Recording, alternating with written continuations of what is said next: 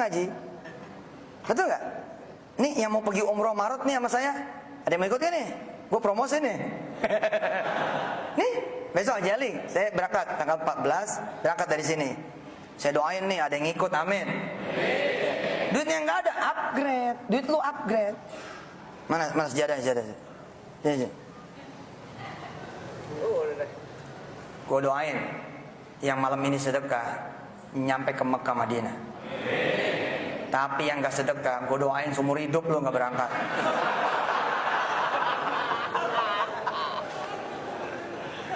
Ustadz dia ngancem, wah gue bukan ngancem, takut-takutin. Enggak lah, masa doanya jelek begitu ya. Pokoknya yang nanti mau berangkat, upgrade duitnya, sini. Assalamualaikum warahmatullahi wabarakatuh. Para pemirsa, ada beberapa agenda yang sedang dan terus akan diselesaikan oleh pemerintah sekarang ini. Yang pertama yaitu masalah korupsi. Yang kedua masalah premanisme. Yang ketiga jualan agama. Itu semana dulu yang harus diselesaikan. Ada yang mengatakan yang harus diselesaikan dulu itu adalah masalah korupsi. Karena jumlahnya biasanya sangat besar dan langsung menusuk kehidupan masyarakat kita. Tapi yang lain, tunggu dulu. Itu korupsi itu terjadi karena ada landasan untuk melegitimasi. Nah, yang melegitimasi itu biasanya adalah orang-orang yang mencoba memberikan dalil-dalil agama sehingga tindakan itu dianggap sebagai tindakan yang biasa saja. Tapi ada juga yang mengatakan koruptor dengan tokoh-tokoh agama itu kalau sama-sama melindungi, biasanya mereka akan sama-sama senang. Karena itu ya, kalau menurut kita, yang juga tidak kalah dahsyatnya untuk diberantas itu adalah preman-preman yang berjualan agama. Kenapa? Karena disinilah tempat berlindungnya para koruptor. Nah, Yusuf Mansur ada orang yang sangat dekat, atau biasa dia familiar dengan koruptor. Karena uang-uang koruptor itu bagi Yusuf Mansur itu adalah uang gurih. Ada sebuah koperasi dulu. Dia sudah nyata-nyata ngaku korupsi gitu. Dikasih ke Yusuf Mansur.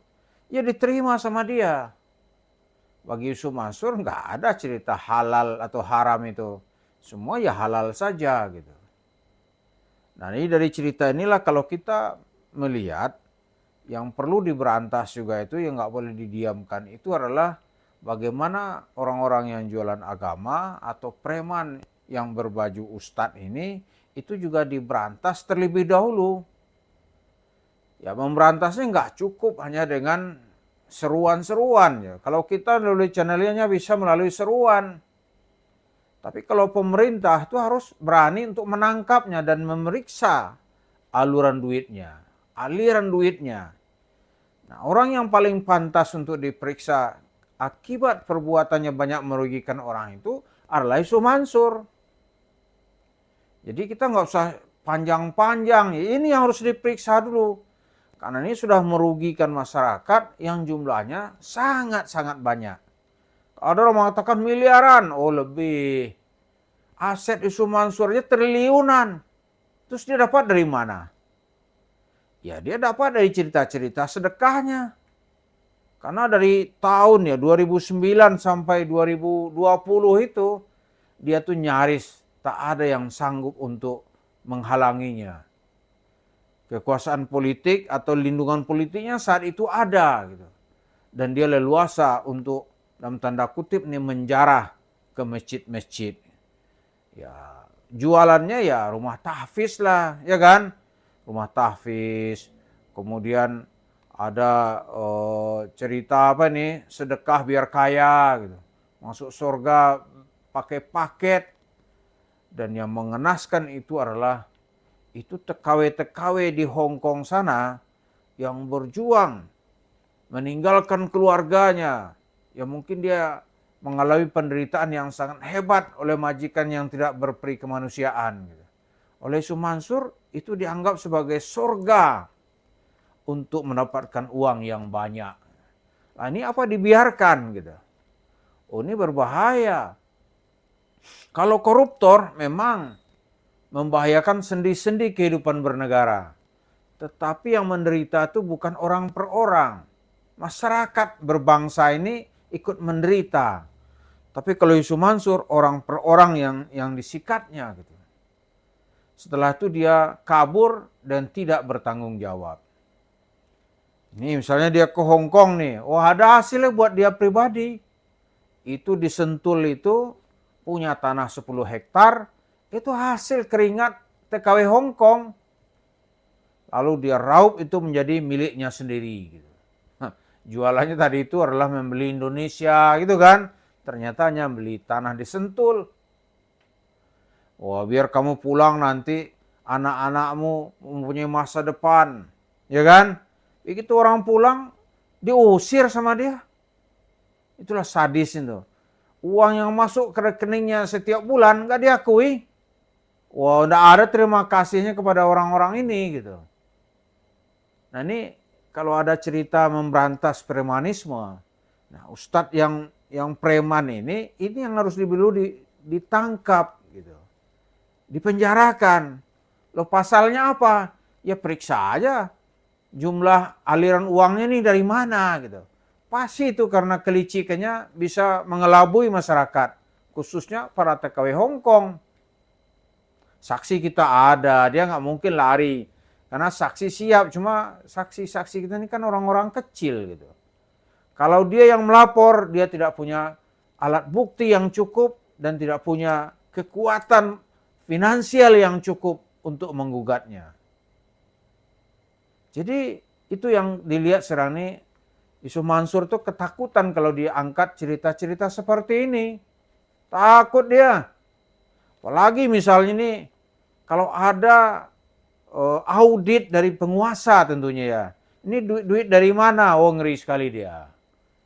Kalau di audit sekarang ini rekening untuk membangun masjid di Sevilla, kemana duitnya? Ngeri dia. Ngeri dia. Karena dari situ akan terkuak nih, dari mana uangnya nih. Kemudian dikemanakan? Uangnya bukan 1 miliar, 2 miliar. Karena satu orang saat itu berinfak itu 1 juta.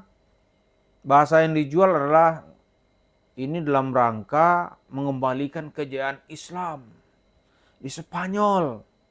Kalau dulu Arab dulu tuh menaklukkan Spanyol dengan berkorban jiwa dan raga, berkorban harta.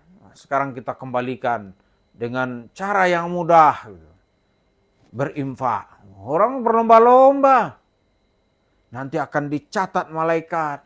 Hadir bersama Siti Khadijah, gitu-gitu kan. Hadir bersama majelis Rasulullah.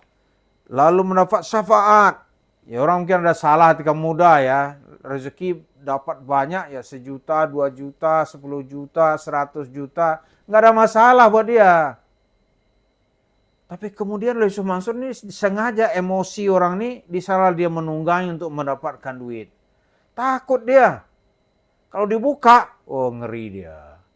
Karena itu dia lebih baik wasiat kepada atau berpesan kepada santri-santrinya, kalau abah atau ayah diganggu orang, kalian dengar di YouTube nanti nggak usah ditanggapin. Nah itu aja dia. Kenapa? Kalau dibuka nanti rekeningnya itu berapa duitnya, takut dia. Itu yang menakutkan gitu.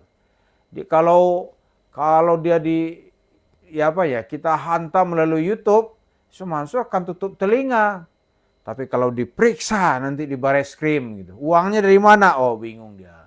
Dia nggak bisa beralibi ketika seperti ditanya oleh Hotman Paris. Ustaz, Anda duitnya banyak sekali dari mana? Dia kan enteng sambil cengenges, itu anak saya bisnis. Bisnis apa? Bisnis kosmetik. Anaknya kan masih bocah saat itu. Tapi karena nggak ada alasan untuk mengejar lebih lanjut, ya pertanyaannya tidak dilanjutkan. Tapi kalau di hadapan polisi, dilanjutkan itu. Maka dia nggak mau berurusan yang namanya dengan urusan hukum. Lalu bagaimana ada beberapa orang yang menggugat, misalnya sekarang di MA ya biar aja bertarung di Mahkamah Agung, ya kan? Tapi asal jangan detail-detail ini digugat. Ya kalau digugat ya pusing dia.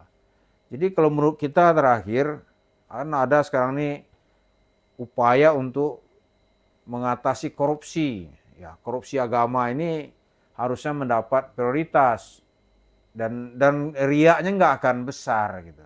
Nah, isu Mansur ini harus dimintai pertanggungjawaban terlebih dahulu. Periksa itu keuangannya. Dari situ baru dia gemetaran dan untuk mempertanggungjawabkannya. Lalu setelah itu ditahan fisiknya. Wah, baru dia ketakutan, ngeri dia.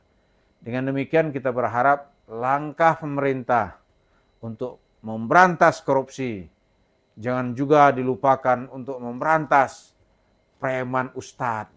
Dan yang paling bertanggung jawab atas preman ustadz adalah Yusuf Mansur. Sekarang usaha atau uangnya itu dia tumpuk sebagian besar dalam investasi warung steak and shake. Terima kasih. Assalamualaikum warahmatullahi wabarakatuh.